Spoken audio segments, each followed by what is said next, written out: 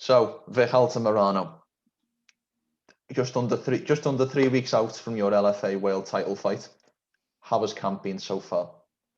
Camp's been great. We incorporated a new coach, Adrian Delgado, which is my new strength and conditioning coach. And I gotta tell you, there have been some amazing improvements on my power, my explosiveness, my movement.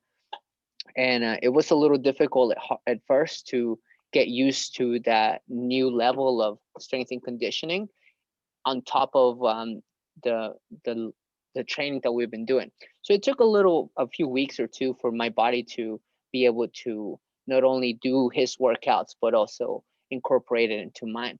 But now that it's started clicking, now that it's been a few weeks, almost months, it's going great. I feel stronger. I feel faster.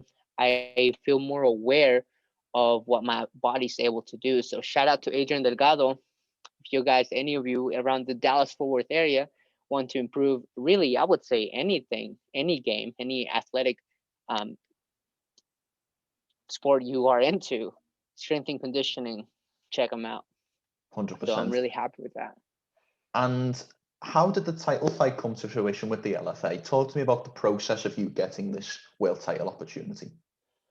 Well, when we last spoke, we were talking about the was it after or before my fight with It was after the Lloyd McKinney fight. after Lloyd McKinney fight. Yes. So after that fight, we were still unsure on what was going to happen. We talked about the options, whether it be going to the UFC or getting offered a title shot. So we didn't know which way it was going to go, and the news came to me as easily another fight. You know, it Yeah. wasn't a big announcement from my promoter. It wasn't like, hey, guess what?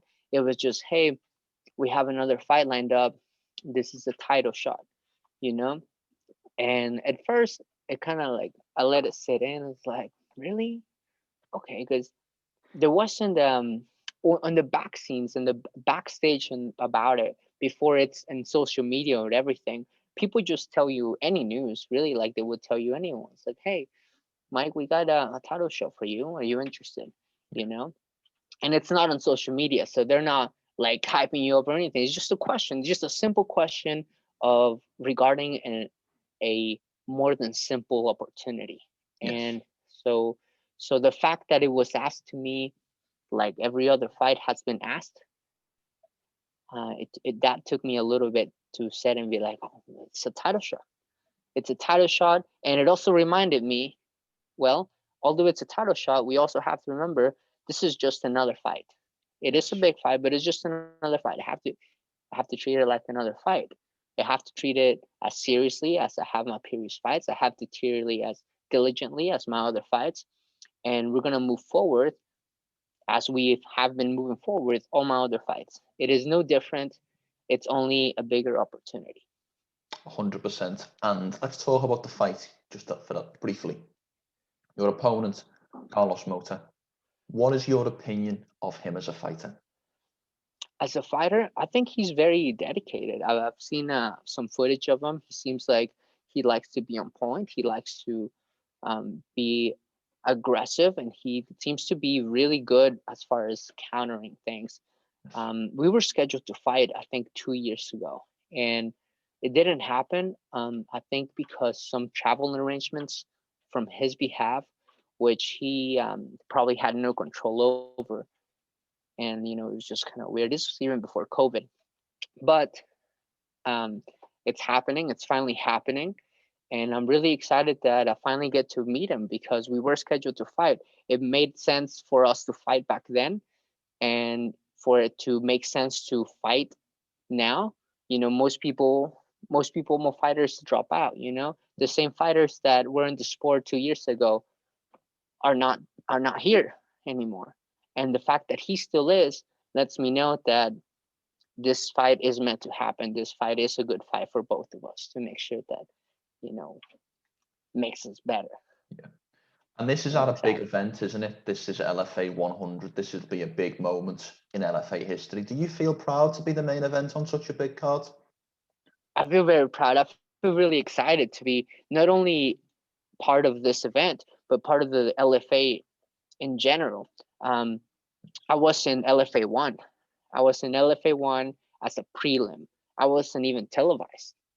And to have grown, made it this far, and continue my sport, my love for this, you know, for fighting, to continue this with the LFA, and not only doing that with them, but also witnessing how they themselves are getting bigger, they're growing, they themselves are also building themselves into something bigger, and it almost feels like we've been doing that together, so I'm really proud, and I'm really grateful and honored to be part and to have been part from LFA 1 into upcoming one, LFA 100. Well, you obviously have a big milestone in LFA history. You have the most wins in LFA history. I believe all of your pro career wins have been in the LFA. Your only pro loss Correct. was in a different organization. So Yeah. not only would a win with the title fight get you even higher in that accomplishment, you would then have 9 wins, and that would be harder to break. But you would obviously Correct. become a world champion. Correct.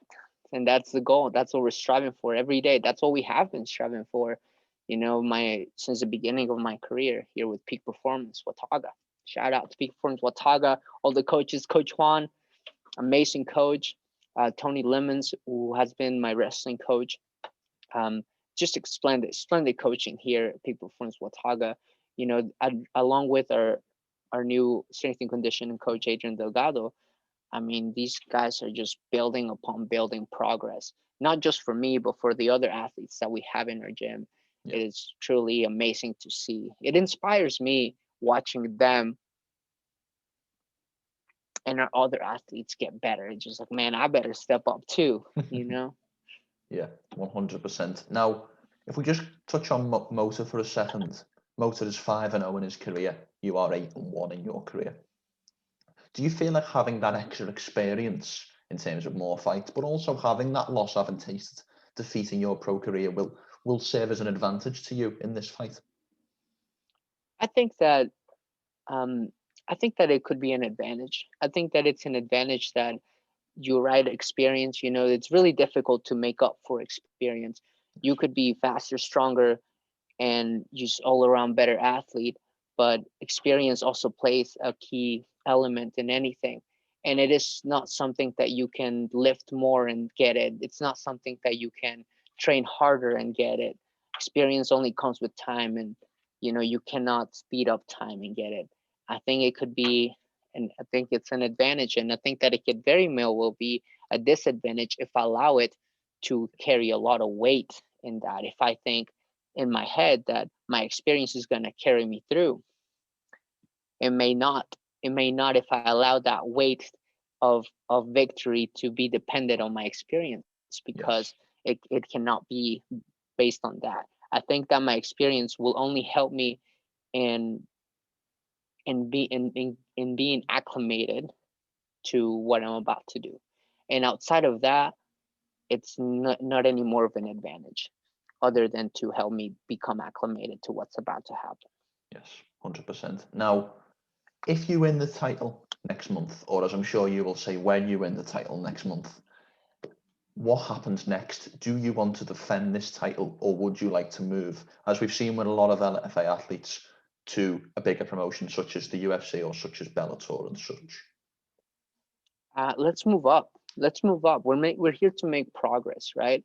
Um, I'm here to climb higher. Although I would love to defend the title, because that's what most people do, and some people don't. Some people get called, But I would like to move up. I'm 30 years old. I'm married. I'm about to have a baby in July, you know. And I love this sport so much that I want to continue doing it. And in order for me to continue do it, it has to make sense and it has to make dollars. And if it doesn't make dollars, then it's going to be very difficult for my family now and I to continue in this road. And it's a road that I do not want to abandon. And in order for me to stay on this road, we got to move up. We got to move up to the UFC. We got to move up to making money. We got to move up to make this not only my passion, but also my sustenance for myself and my family. So defend the title, I'll do it if they ask me to. But what I really want is I want to grow. I want to build. I want to become more. And I want to make sure that my passion feeds me and feeds my family as well. Yeah, 100%, 100%. Vic, final question. What happens in your LFA title fight at LFA 100? Give me a prediction. A prediction. Well, it's going to be surreal. It's going to be euphoric. There's not going to be a crowd that I know of, but there's going to be pressure. Not pressure going towards me, but pressure going underneath me. You know, this amazing team that fuels me, my amazing family that is growing, and this pressure of trust and thrust.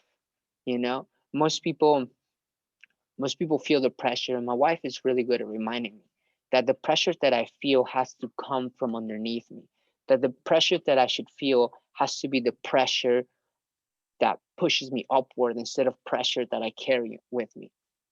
And just having that mindset, this LFA 100 event is going to have that pressure. You know, no matter what happens, this pressure that has been, this culmination is going to be thrusted into the cage, is going to be shown up in the cage. This culmination of hard work throughout the years from LFA 1 all the way to now LFA 100. Whatever the fans are going to see, they're going to see the culmination of this pressure just being right behind everybody here. It's going to be a spectacle of hard work, a spectacle of heart from both of us, really, because I guarantee you, Carlos Mota is not sitting on his ass just hanging out and be like, oh yeah, sure, I'll take this. You know, we are both working really hard, and this fight is going to be the culmination of a lot of hard work from two different people who have spent a lot of time from their lives and dedicated it to something they love. And when passion is displayed, it's not boring, no matter what it is. And you're going to have the passion of not just me, but my opponent into this big event, the passion of the LFA for having made it into LFA 100.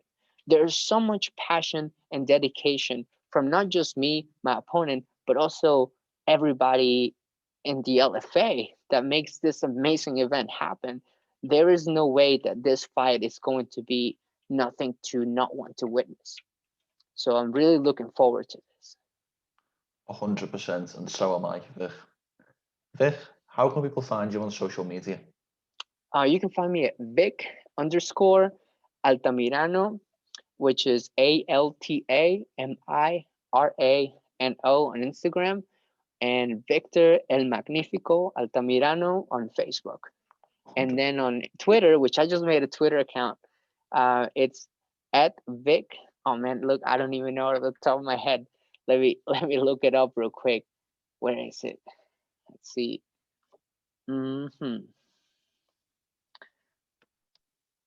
So my Twitter is at Vic _ and then my last name with a capital ALTAMIRANO. Superb. And before we finish, is there anything you'd like to say or anything you'd like to sign off with? I would like to thank my wife, Emily Rose, for being with me, supporting me, and I would like to thank my gym, Peak Performance Wataga, for being an amazing gym, being an amazing family, amazing tribe that pushes not just me, but everybody in this gym. We just push each other forward.